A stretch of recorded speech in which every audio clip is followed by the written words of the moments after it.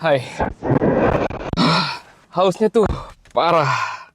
Tapi ada yang lebih parah dari haus pas lagi puasa. Apalagi sekarang kita udah masuk hari kedua ya. Pernah nggak sih lu ngerasa kayak, ya apalagi habis COVID. Kata orang-orang di TikTok sih habis COVID. Lu ngerasa kayak 1 minggu itu kayak sehari, sebulan kayak seminggu. Bahkan setahun kayak sebulan. Kayaknya gue bahkan lupa apa yang kejadian di 2023, apa yang kejadian di tahun lalu. Tiba-tiba anak gue udah mau 2 tahun umurnya. Tiba-tiba semua cepet banget. Kan gue yakin lu pasti bakal ngasih tahu gue di kolom komen atau di DM. Oh, itu kan karena udah masuk ke tanda-tanda kiamat. Sebenarnya tanda-tanda kiamat itu yang bikin waktu itu makin cepat itu sebenarnya bukan sama sekali kita yang makin kita yang makin ngelihat bumi itu berputar cepat, atau kan ada juga penelitian-penelitian di NASA segala macam yang bilang bumi akan makin cepat 0,03%. Sejak itu orang akhirnya kayak, oh akhirnya gue paham nih maksudnya hadis atau dalil yang bilang kalau sebulan bakal kayak seminggu, seminggu bakal kayak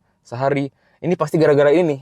Ini bukti ilmiahnya, NASA udah ngasih tahu ini. Tapi para ulama itu ngejelasin kalau yang bikin makin cepat waktu itu, jadi di akhir zaman itu telah dicabut dari kita atau akan dicabut. Atau bahasanya mungkin makin dicabut, itu keberkahan waktu kita. Jadi kan berkah itu kan kalau kita cari di kamus-kamus bahasa Arab, berkah itu artinya bukan kata-kata yang lu ulang-ulang di misal ada yang lahiran atau ada yang baru punya rumah, berkah ya.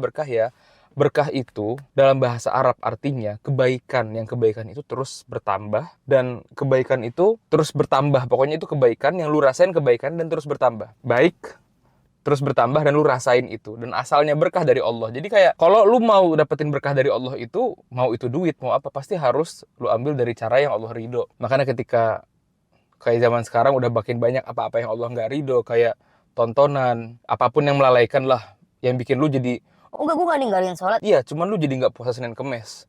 Oh, gue puasa Senin Kemis. Iya cuman lu jadi nggak tahajud karena lu main game sampai larut misal. Jadi keberkahan itu dicabut, dan ketika keberkahan dicabut rasanya makin cepat. Makanya kan kadang-kadang gue tuh mikir loh, kok ada di zaman yang lu kayaknya mustahil deh khatam lebih dari sekali itu rasanya. Apalagi lu sibuk kerja segala macam. Tapi kok pas gue di pesantren dulu, kita sama-sama sibuk belajar. Kita ada kayak semacam skripsi gitu pas di pesantren. Tapi kok ada abang kelas gue yang khatam sampai 20 kali di bulan puasa. Ada yang khatam sampai 10 kali, 25 kali. Itu kayak Imam Syafi'i coy. Gue mikir kayak, kok bisa kayak sahabat Nabi yang pada, apakah boleh kita khatam 60 kali, 90 kali, 3 kali sehari? Kok bisa ada yang kayak gitu? Jadi gini, sains dibalik dalilnya lah. Waktu itu terasa lambat ketika diberkahi. Makanya orang yang bisa ngerasain lambatnya waktu, nikmatnya setiap momen yang dia rasain itu ketika dia semakin menghindari segala macam distraksi, nggak main sosmed atau dibatasi sosmednya, dia baca buku. Makanya kalau kita di kelas,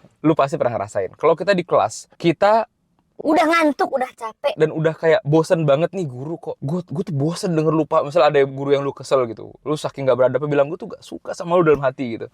Tapi udah kita nggak suka, kita ngorok, kita sampai ngecas. Pas kita ngelihat jam itu, per sekali nengok cuma nambah semenit doang, bahkan kadang detik doang yang muter. Kok lama banget ya? Karena emang ketika lu belajar, waktu lu berkah, malaikat turun di situ. Dan ketika lu belajar, waktu itu berkah, makanya Allah bikin seolah-olah waktu itu kita rasakan slow, lambat. Makanya nasihat para ulama tuh apa? Kalau lu ada kegiatan banyak, justru sholat lu harus makin disiplin. Ketika sholat lu makin gak disiplin, lu tuh ngerti gak sih? Rasanya kayak lu ngejar sesuatu tapi sambil dikejar. Apa ya? Kayak lu ngejar bayangan. Lu ngejar bayangan itu kapan lu bakal dapat bayangan? Nggak akan. Gue tuh sering banget, bahkan kadang-kadang sampai hari ini gue khilaf. Gue ada kerjaan nih, gue ada meeting segala macam. Kayaknya meeting ini ada 12 meeting selama sepekan. Oh, gue bakal 3 meeting sehari. Oh, gue bakal bikin meetingnya ini ngelewatin zuhur, nggak apa deh. Tapi akhirnya di meeting itu gue nggak dapat solusi. Akhirnya gue harus ada meeting kedua pun udah deket asar, meetingnya diperpanjang. Jadi ketika gue berusaha untuk nyelesain kegiatan, tapi gue ngerelain sholat untuk gak on time, akhirnya malah gak ada kegiatan lu yang lu selesain. Kan tadi gue udah bilang, lu ngerasain di kelas atau khotbah Jumat deh. Khotbah Jumat lu ngantuk, capek, lu udah ketiduran, lu bangun belum selesai khotbahnya. Dan lu mikir, ini kayaknya khotbahnya 2 jam deh, keterlaluan deh. Enggak, lu lihat jam, nambahnya cuma 10 menit. Lu ngerasain lambatnya karena apa? Berkah.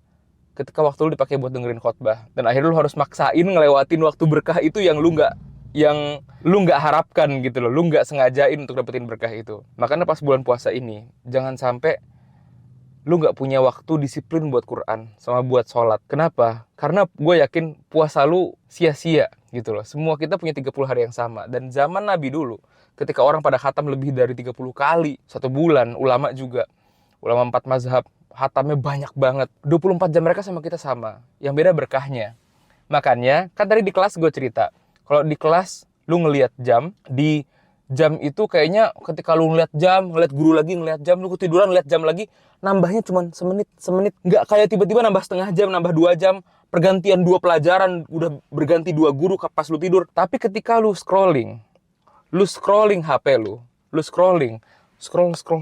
Lu udah tahu per video itu nggak akan lebih dari semenit atau 2 menit. Tapi kok tiba-tiba 1-2 video aja lu lewat, yang lu harusnya udah tahu itu semenit 2 menit. Tiba-tiba, tanpa lu sadar, lu udah kehabisan waktu 6 jam, 7 jam. Lu nggak olahraga, makan lu nggak teratur, lu akhirnya kena GERD, lu obesitas. Dan itu kejadian di gua, makanya gua obesitas. Dan segala macam procrastinating lah, apalagi lu muslim. Lu nunda segala pelajaran. Kalau lu masih nunda ibadah lu, mungkin solusi pertama itu bukan lu rapihin jadwal dulu, ibadah lu dulu yang lu jadwalin dengan bener. Itu yang bakal jadi awal langkah lu bener pas di bulan Ramadan ini. Dan akhirnya bulan Ramadan tuh gak sia-sia. Lu bisa ibadah, dan ibadah lu bikin waktu lu kerasa lebih lambat. Akhirnya kegiatan produktif lain yang berurusan dengan duit, dengan dunia, lu gak ada masalah sama sekali. Karena waktunya kerasa makin lambat. Gue salut gitu sama banyak perusahaan yang pada kayak BSI atau segala macam. Teman gue banyak yang kerja di sana, itu mereka ada zikir pagi dulu, ada ngaji dulu berapa menit. Akhirnya mereka ngerasain lebih produktif. Dan banyak orang-orang yang teman gue cerita, ngajinya kurang suka tapi akhirnya terpaksa karena program. Akhirnya dia malah ngerasain kok malah ide gue malah muncul pas kerja ya. Itulah berkah. Walaupun waktunya sama-sama 24 jam, Allah bikin kerjaan lu, oke lah lu kerja 6 jam misal, atau 7 jam. 7 jam itu ketika lu ngelewatin sholat, lu entar-entaran aja ngajinya. Allah bikin, oke lu ngelaksanain 7 jam, cuman idenya gak ketemu-ketemu. Kerjaan gak selesai. Lu tunda sholat demi kerjaan lu yang selesai duluan, tapi kerjaan lu pun gak ada yang selesai. Tapi pas lu scrolling, ya kan? Sama kayak lu scrolling, cepet banget waktu hilang. Jangan sampai lu over scrolling pas di bulan puasa ini. Over scrolling itu benar-benar nyanyiain Ramadan lu, jadi kayak hampir nggak berguna sama sekali. Ramadan itu kan bikin lu dapat ampunan yang unlimited. Dan sampai sekarang ada nasihat tentang Ramadan, tentang supaya gua nggak over scrolling, supaya gua ngabisin waktu gua bener-bener untuk cari berkah waktunya, gua ibadah. Jadi sekali gua ibadah, gua dapat dunia akhiratnya. Gua pernah dengar nasihat, kan ada penjelasan kalau segala pintu surga kan bakal dibuka, pintu neraka bakal ditutup di bulan puasa ini kan. Maksudnya tuh apa sih? Kan dari dulu kan belum ada yang masuk neraka juga, belum ada yang masuk surga juga. Maksudnya, kata sebagian ulama, gue dengar dari Ustadz Khalid Basalamah, yaitu, kan lu tahu nggak sih, lu udah beramal soleh 1000 tahun pun lu hidup, lu masih nggak tahu mana di antara amalan soleh lu yang bakal masukin lu ke surga, dan mana dosa lu yang bisa masukin lu ke neraka. Tapi ketika bulan Ramadan, Allah tutup pintu-pintu neraka, jadi segala dosa lu itu lebih mudah diampuni. Dan dosa-dosa lu itu nggak ada yang jadi sebab lu masuk neraka. Lu nggak nyangka, lu pernah nyenggol orang, dia nggak restu, nggak ridoin lu, sampai dia meninggal, karena lu nyenggol dia, akhirnya lu masuk neraka bisa nyenggol dia. Tapi di bulan Ramadan ini, lu buat salah, lu minta ampunannya itu beribu-ribu juta-juta kali lipat. Dan itu ngebikin gue jadi kayak, ya Allah, gue nyari apaan sih di bulan puasa gitu kan. Gue nyari apa di bulan puasa itu bagi gue, yang paling bikin gue ngerasain kayak sia-sia banget Ramadan gue itu kalau gue gak pernah nangis, gak pernah terharu setiap kali gue sholat. Dan ternyata ada salah satu khutbah namanya Mufti, gue lupa, bukan Mufti Meng, Mufti Wasim Khan, Mufti Wasim Khan, itu gue ngefollow di Instagram. Itu dia pernah khutbah Jumat ngasih tahu kita tentang keberkahan waktu tadi. Dia ngasih tahu cerita tentang 2 orang di kantor yang satunya itu kalau sholat khusyuk, dan kalau dia kerja dia selalu disiplin dan kreatif, dan dia bisa ngerjain segala macam permasalahan itu secara cepat. Solusinya itu keren, disiplin dan kreatif, dan dibutuhin lah sama banyak korporat lah, pokoknya kayak pemain bola yang pengen ditarik ke tim manapun. Tapi teman kerja yang satu lagi, ada 2 orang, teman kerja yang satu lagi, dia sholat jarang, bukan sholat jarang, dia sholat tapi dia tuh jarang-jarang sholatnya, alias terakhiran.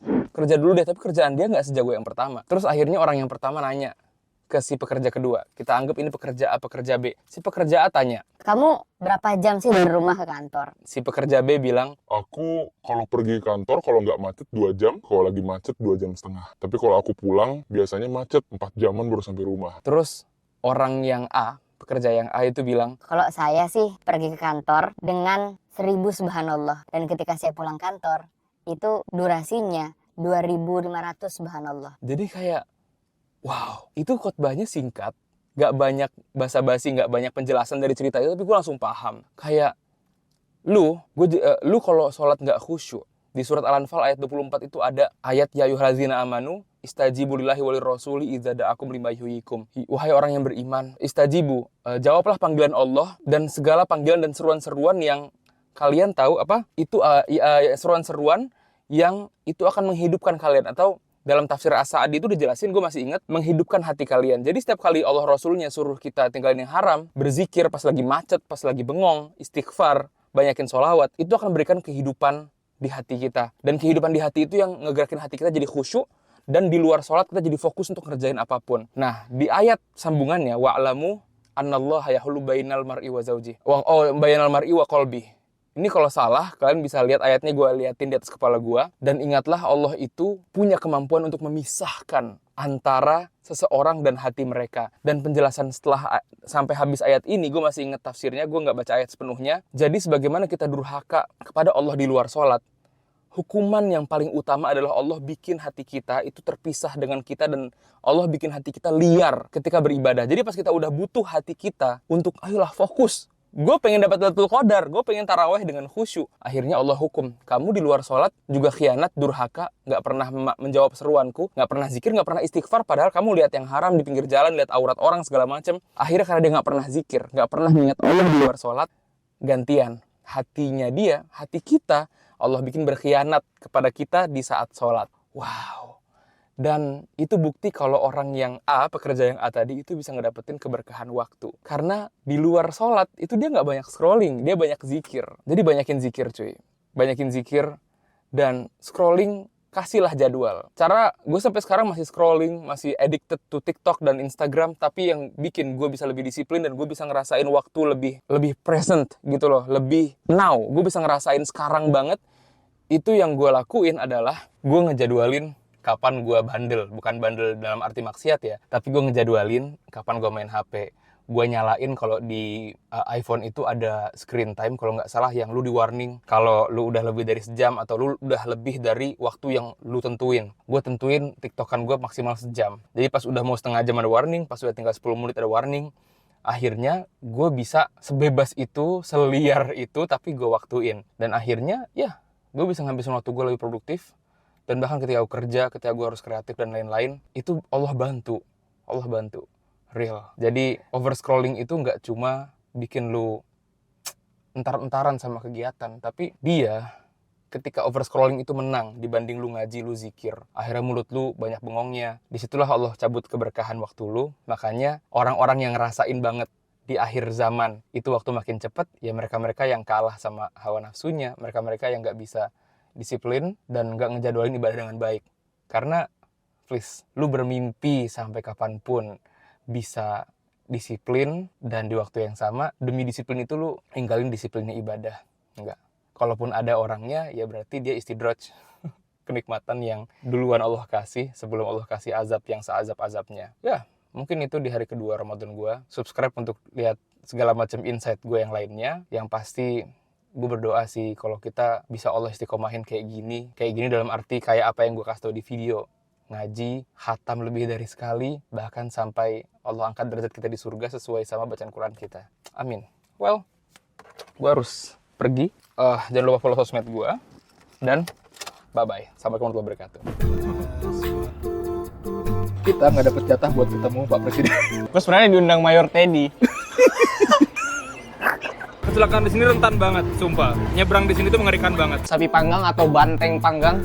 Nih, silakan Mas. Indah pemandangan. Punya istri 2. Istri 2. Istri 2. Ini sih Muat buat 3 orang berarti. buat 3 orang. Dan di sini cuma 1 dibanding 1000 pengendara motor doang yang pakai helm. Gak ada yang beli.